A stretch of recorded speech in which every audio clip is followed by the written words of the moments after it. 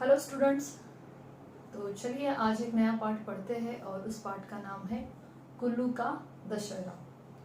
कुल्लू ये हिमाचल प्रदेश में बसी हुई बहुत ही सुंदर जगह है जिसे देवताओं की भूमि के नाम से भी जाना जाता है।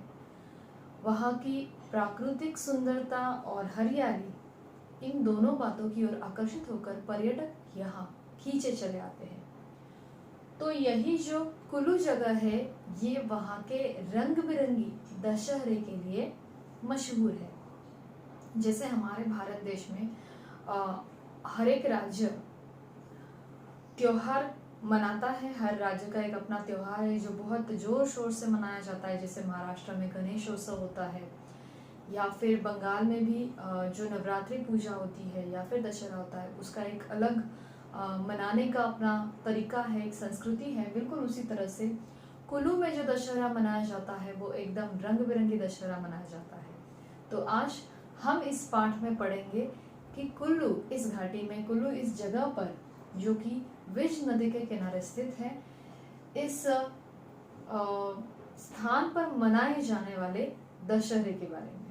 तो चलिए पाठ पढ़ना शुरू करते हैं।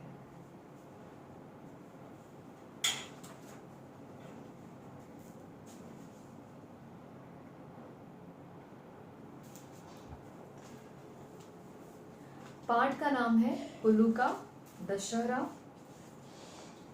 कुल्लू घाटी देवभूमि के नाम से प्रसिद्ध है। घाटी का अर्थ क्या होता है? वैली। जैसे दो पर्वतों के बीच में जो मैदानी भाग होता है उसे क्या कहते हैं? घाटी। तो कुल्लू घाटी देवभूमि के नाम से प्रसिद्ध है। देवभूमि मतलब देवताओं की भूमि। यहाँ के लोग प्रत्यक्ष रूप से देव संस्कृति से जुड़े हुए हैं। इनके देवता किसी दूसरे लोक के निवासी नहीं होते, बल्कि इनके साथ गांव में रहने वाले सुख दुख के साथी देवता रथ के रूप में साकार हो उठते हैं। मतलब यहाँ के लोगों का, निवासियों का मानना है कि इनके जो देवताएं हैं वही या उनके जो ईश्वर है वो किसी और गांव में या किसी और जगह पे निवास नहीं करते, बल्कि उन्हीं के साथ उन्हीं के गांव में रहते हैं। कुल्लू घाटी के गांव में हर देवता का अलग मेला होता है।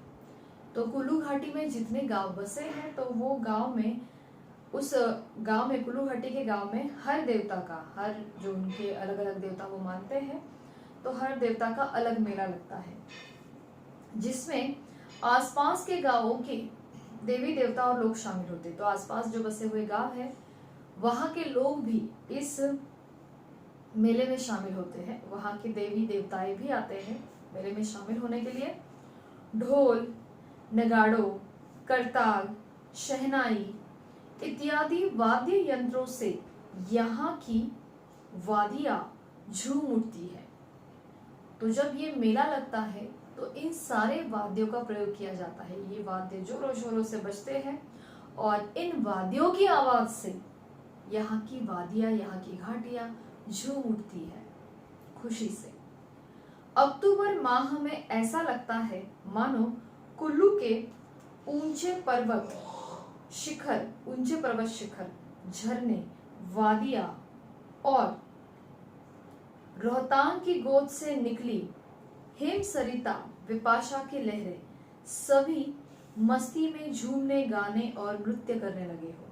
तो जब अक्टूबर माह निकलता है, माह यानी महीना, तो जब ये अक्टूबर महीना निकलता है और दशहरे का आगमन होने वाला होता है, तो वहां के कुल्लू के ऊंचे पर्वत शिखर, वहां पे बहने वाले झरने, वहां की घाटियां और रोहतांग की गोद से निकली हुई हिम सरिता, विपाशा की लहरें। अब रोहतांग क्या है?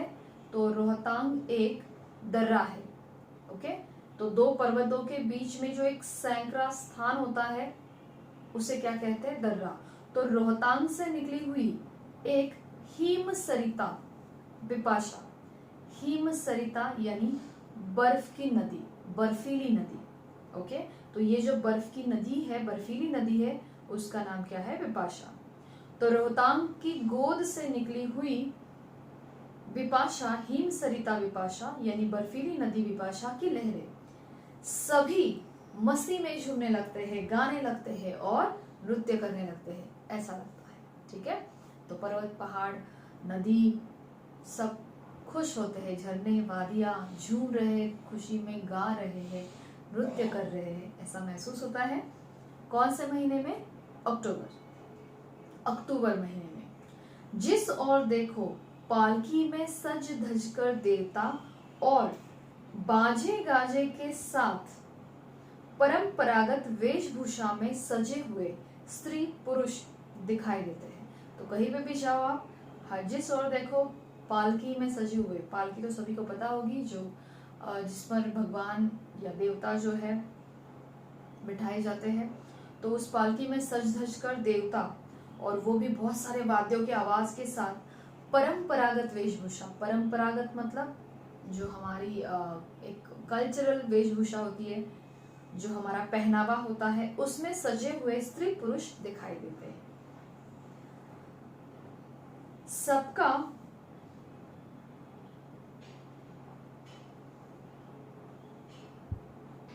सबका रुख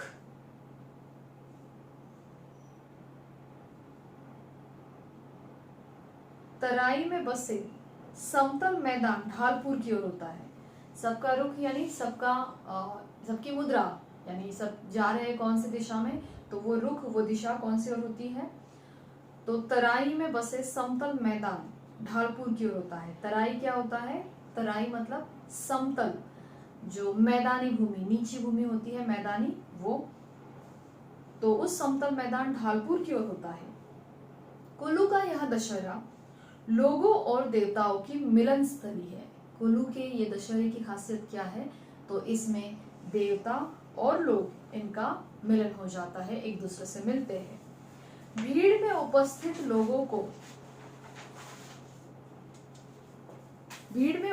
लोगों को झुककर अभिवादन करना पहाड़ में प्रचलित आदम और देव के अटूट रिश्ते का परिचायक है।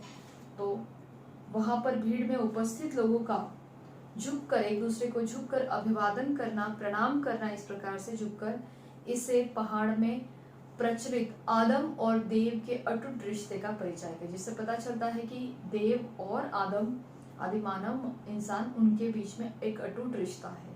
तो यह अभिवादन करना उसी का प्रतीक है। एक जनश्रुति के अनुसार, जनश्रुति यानी लोगों से, जन यानी लोग, श्रुति यानी सुनना, तो जन से यानी लोगों से सुनी हुई बात के अनुसार ढालपुर मैदान का नामकरण राजा बहादुर सिंह द्वारा 16वीं शताब्दी में अपने छोटे भाई मियां ढाल सिंह के नाम पर किया गया था। तो ऐसा सुनने में आता है लोगों से कि ये जो ढालपुर मैदान है, इसका नामकरण ढालपुर कैसे पड़ा? तो राजा बहादुर सिंह थे, बहादुर सिंह नाम के राजा 16वीं शताब्दी में, अभी जैसे 21वीं सदी चल रही है, वैसे कौन सी सदी थी वो? 16वीं। तो 16वीं शताब्दी में अपनी छोटे भाई मियां ढाल सिंह, राजा बहादुर सिंह के छोटे भाई थे मियां ढाल सिंह, और उसी ढाल सिंह के नाम से, अपने छोटे भाई के नाम से बहादुर सिंह जी ने इस स्थान का नाम क्या रख दिया? ढालपुर मैदान। कुल्लू के दशहरे को यहाँ के लोग नृत्य से अंतरराष्ट्रीय ख्याति मिली है। मतलब कुल्लू का दशहरा और किस बात के लिए प्रसिद्ध है? तो वहाँ का लोक नृत्य, वहाँ का जो लोकल डांस प्रकार है, नृत्य का प्रकार है, वो अंतरराष्ट्रीय लेवल पे फेमस है, यानी इंटरनेशनल लेवल पे फेमस है। अंतरराष्ट्रीय ख्याति यानी प्रसिद्धि उसे मिली है।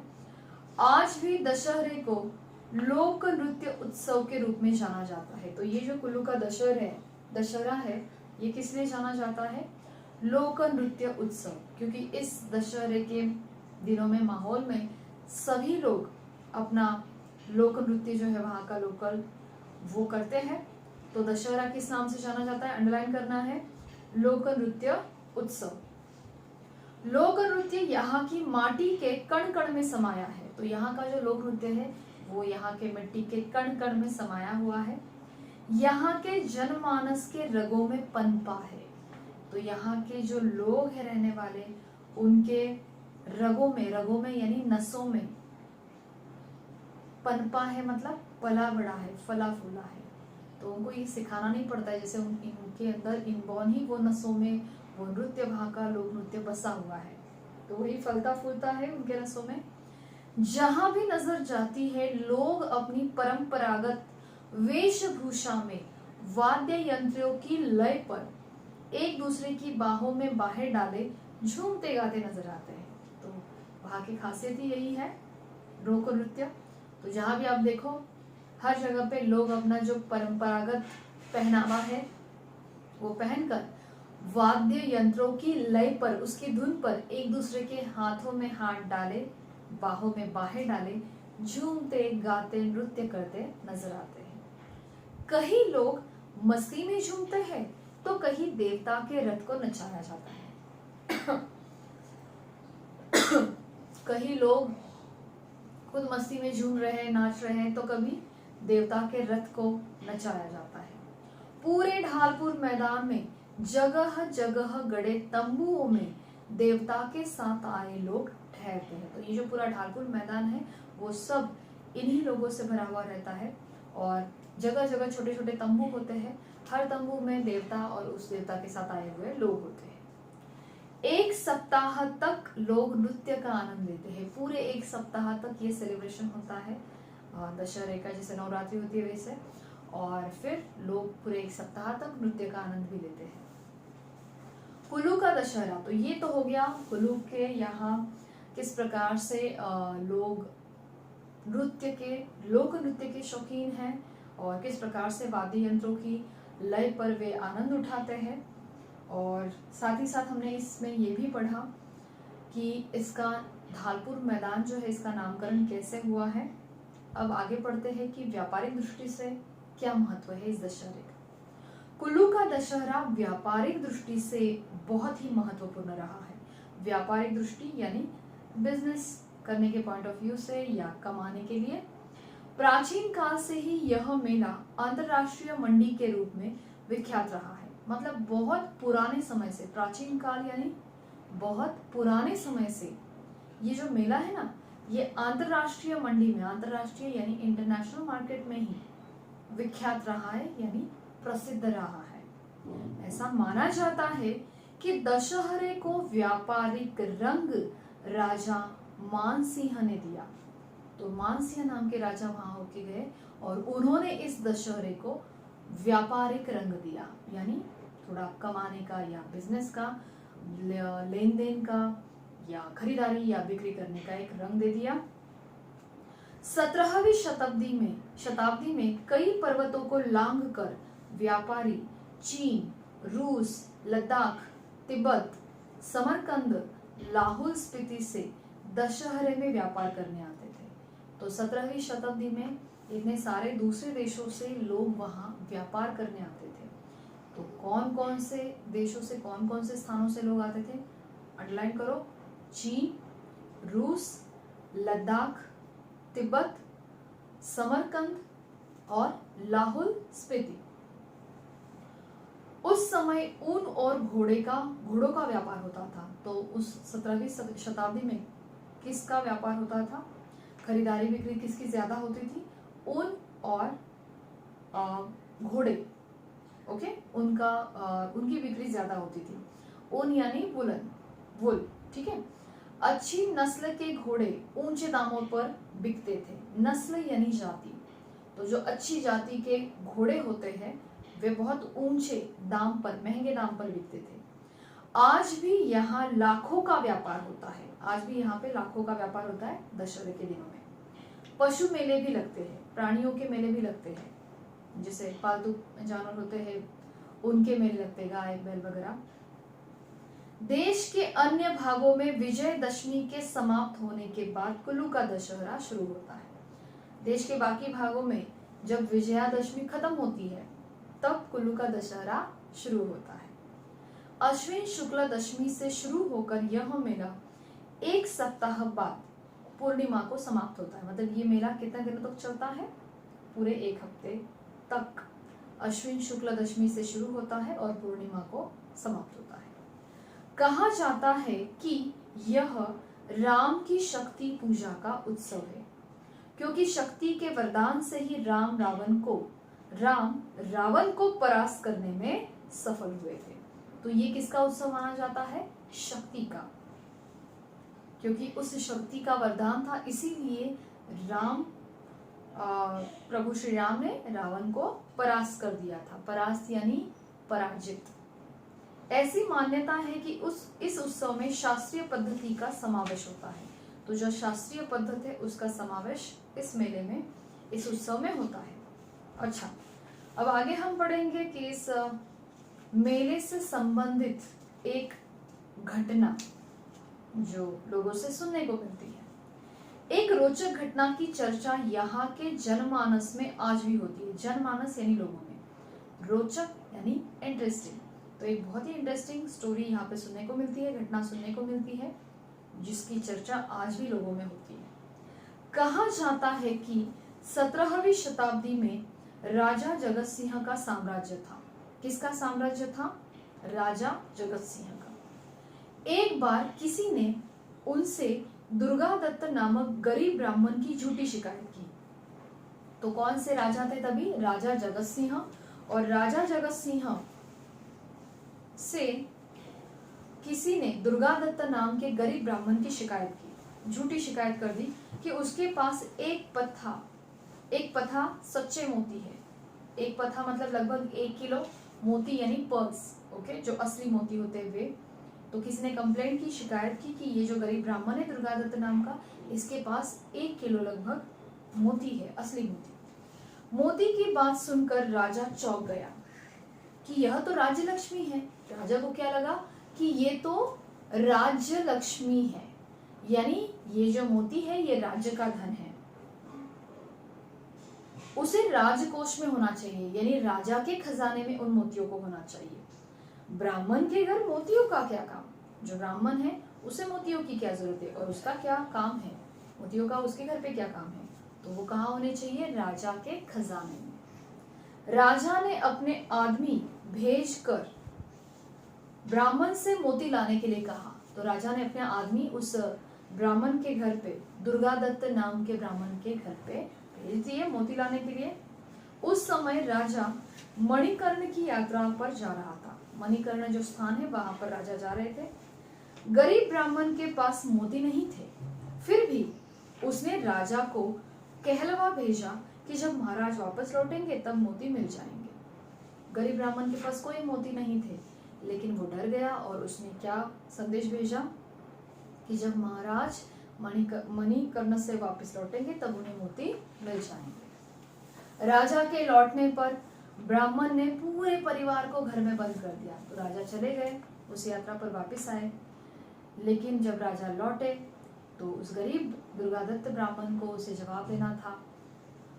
तो डर के मारे उसने क्या किया, राजा के लौटने पर अपने पूरे परिवार को घर में बंद कर दिया और बाहर से आग लगा दी। आग की लपटों में जहां भीतर गरीब ब्राह्मण का परिवार जल रहा था, वही बाहर कटार से वह अपना मांस काट काट कर फेंक रहा था। तो दुर्गादत्त ब्राह्मण जो है उसने अपने पूरे परिवार को जला दिया और घर के बाहर खुद खड़ा होकर कटार यानी तलवार से, छोटी तलवार से अपने शरीर का मांस काट काट कर फेंक रहा था और कहता जा रहा था, ले राजा तेरे पथा मोती, ले राजा। ब्राह्मण का सपरिवार बलिदान राजा को कचोटने लगा। कचोटने लगा मतलब बहुत दुख देने लगा। तो उस गरीब ब्राह्मण ने अपने पूरे परिवार को इस तरह से परिवार का और खुद का बलिदान कर दिया और उनका इस प्रकार से बलिदान राजा को दुख देने लगा। वह पश्चाताप की आग में जलने लगा। उसे बहुत पछतावा होने लगा इस बात का। राजा का खाना पीना सब छूट गया। उसने ब्राह्मण हत्या के कलंक को धोने के कई उपाय किए कि उसके माथे पर जो ब्राह्मण हत्या का कलंक लगा था, जो पाप लगा था, उसको धोने के लिए उसने कई उपाय किए, मगर सब बेकार हुए। अंत में राजा सुप्रसिद्ध संत पोहरी बाबा के शरण में गए। बाबा ने उपाय बताया, राजा यदि वैष्णव हो जाए और अयोध्या से रघुनाथ जी की मूर्ति लाकर यहाँ स्थापित करे और सारा राज्य रघुनाथ जी को सौंप कर स्वयं मुख्य सेवक बनकर राज्य का संचालन करे, तो उसके पाप का प्रायश्चित हो सकता है। तो पोहरी बाबा ने क्या उपाय बताया कि राजा को क्या करना पड़ेगा, वैष्णव और अयोध्या से रघुनाथ जी की यानी प्रभु श्री राम जी की मूर्ति लाकर यहाँ स्थापित करे और सारा राज्य रघुनाथ जी के यानी श्री राम जी के चरणों में सौंप कर खुद राज्य का सेवक बनकर राज्य संचालन करे यानी राज्य चलाए, तो उसके पाप का प्रायश्चित हो सकता है। तभी से ये सारा राज्य रघुनाथ जी के अधीन मानने की परंपरा चलती आ रही है और तभी से ऐसा माना जाता है कि राज्य किसका है, रघुनाथ जी का यानी प्रभु श्री राम जी का। तो ये हो गई वहां की एक कहानी घटना जो हमें सुनने को मिलती है लोगों से। कुल्लू का विश्वविख्यात दशहरा लंका दहन के साथ संपन्न होता है। ढालपुर मैदान के अंतिम छोर पर तो ये दशहरा किसके साथ खत्म हो जाता है, लंका दहन यानी लंका को जलाया जाता है, रावण की लंका में। ढालपुर तो ये किस प्रकार से प्रतीक रूप में जलाया जाता है, पढ़ते हैं। ढालपुर मैदान के अंतिम छोर पर यानी अंतिम हिस्से पर व्यास नदी के किनारे झाड़ फूस एकत्रित करके उसे लंका का नाम दिया जाता है। तो व्यास नदी के किनारे झाड़ फूस सूखी घास वगैरह सब इकट्ठा करके उसे लंका कहा जाता है, जिस पर रावण का मुखौटा रखा जाता है, जिस पर रावण का मुखौटा तैयार करके रखा जाता है।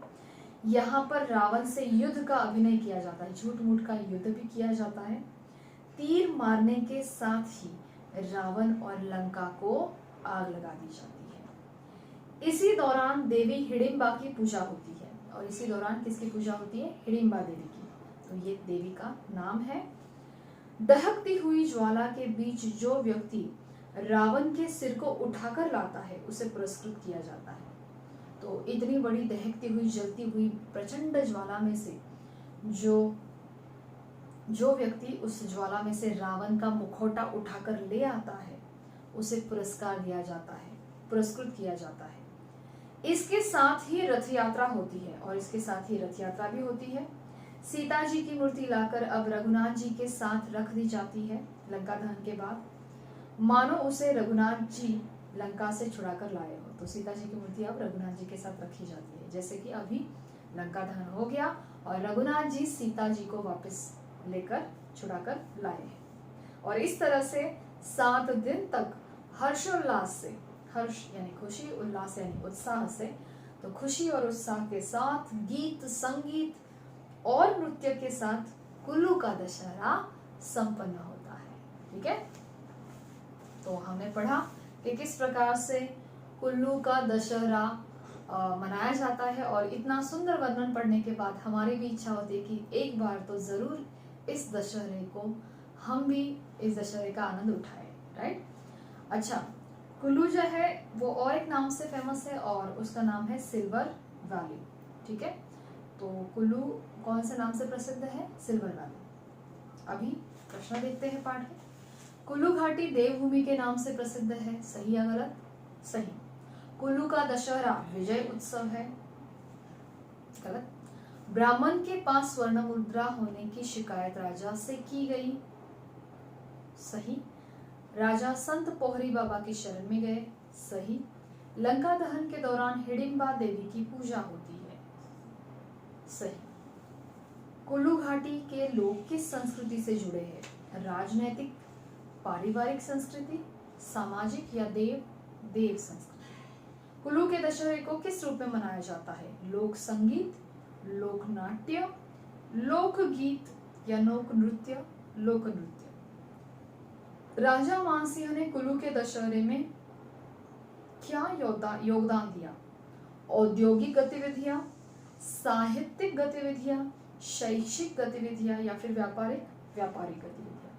राजा के लौटने पर किसने पूरे परिवार को अपने घर में कैद कर लिया, व्यापारी ने, मंत्री ने, ब्राह्मण ने या किसान ने, ब्राह्मण ने।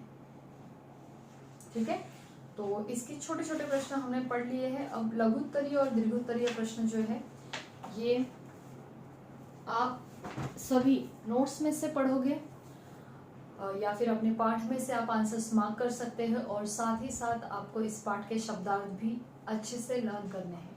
ठीक है, पाठ ध्यान से पढ़ना है, हर एक शब्द का अर्थ समझना है, और अगर कुछ डाउट्स है तो उसे मार्क करके रखने हैं। ओके, तो चलिए ये पाठ हमने पूर्ण कर दिया है। शब्दार्थ लर्न करके लघुत्तरीय और दीर्घोत्तरीय प्रश्नों के उत्तर आप पाठ्य पुस्तक में चैप्टर में मार्क कर सकते हो या फिर नोट्स में भी पढ़ सकते हो। ओके, तो अगले वीडियो में हम फिर मिलेंगे नए पाठ के साथ।